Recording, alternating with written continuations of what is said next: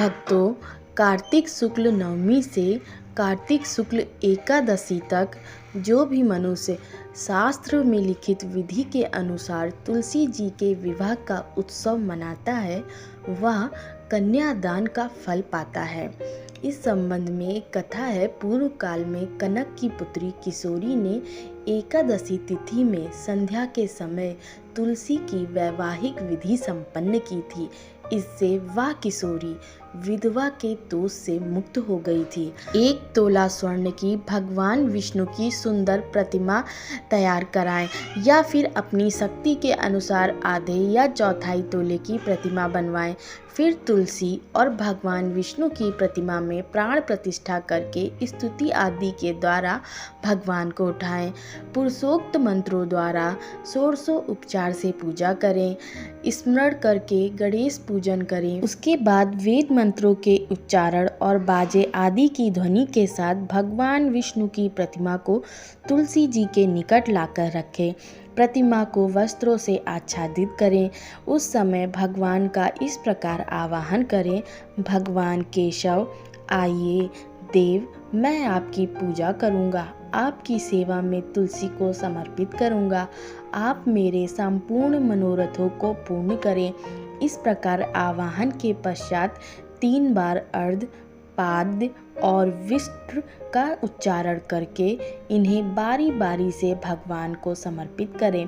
फिर आचमनीय पद का 3 बार उच्चारण करके भगवान को आचमन कराएं। उसके बाद तांबे के पात्र में दही, घी, शहद रखकर उसे तांबे के पात्र से ही ढक दें तथा भगवान को अर्पण करते हुए इस प्रकार कहें, वासुदेव आपको नमस्कार है, या मधु पर ग्रहण कीजिए। उसके बाद गोधूलि की बेला में तुलसी और श्री विष्णु का पूजन पृथक पृथक करना चाहिए। दोनों को एक दूसरे के सम्मुख रखकर मंगल पाठ करें। जब भगवान सूर्य कुछ कुछ दिखाई देते हों तब कन्यादान का संकल्प करें।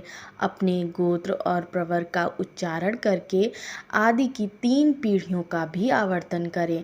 तत्पश्चात भगवान से इस प्रकार कहें, आदि मध्य और अंत से रहित त्रिभुवन प्रतिपालक परमेश्वर, इस तुलसी को आप विवाह की विधि से ग्रहण करें। यह पार्वती के बीज से प्रकट हुई है, वंदा की भ्रष्ट में स्थित है तथा आदि मध्य और अंत से शून्य है। आपको तुलसी बहुत ही प्रिय है, अतः इसे मैं आपकी सेवा में अर्पित करता हूँ।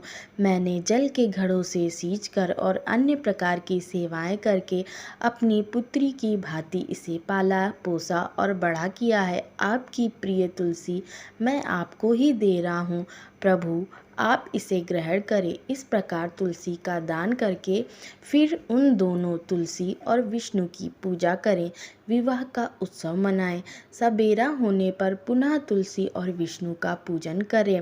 अग्नि की स्थापना करके उसमें 12 मंत्र से खीर, घी, मधु और तिल मिश्रित हवनीय द्रव्य की 108 आहुति दें।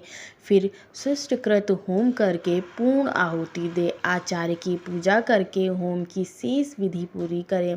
उसके बाद भगवान से इस प्रकार प्रार्थना करें, प्रभु आपकी प्रसन्नता के लिए मैंने यह व्रत किया है जनार्दन, इसमें जो न्यूनता हो वह आपके प्रसाद से पूर्णता को प्राप्त हो जाए। यदि द्वादशी में रेवती का चौथा चरण बीत रहा हो तो उस समय पारण ना करे। जो उस समय भी पारण करता है वह अपने व्रत को निष्फल कर देता है। भोजन के पश्चात तुलसी द्वारा स्वतः गलकर गिरे हुए पत्तों को खाकर मनुष्य सब पापों से मुक्त हो जाता है। भोजन के अंत में ऊख, आंवला, बेर का फल खा लेने से उचित दोष मिट जाता है। भगवान का विसर्जन करते हुए कहें, भगवान आप तुलसी के साथ बैकुंठ धाम में पधारे। प्रभु मेरे द्वारा की हुई पूजा ग्रहण करके आप सदा संतुष्ट रहें। इस प्रकार देवेश्वर विष्णु का विसर्जन करके मूर्ति आदि सब सामग्री आचार्य को अर्पण करें। इससे मनुष्य कृतार्थ हो जाता है। जय श्री कृष्ण।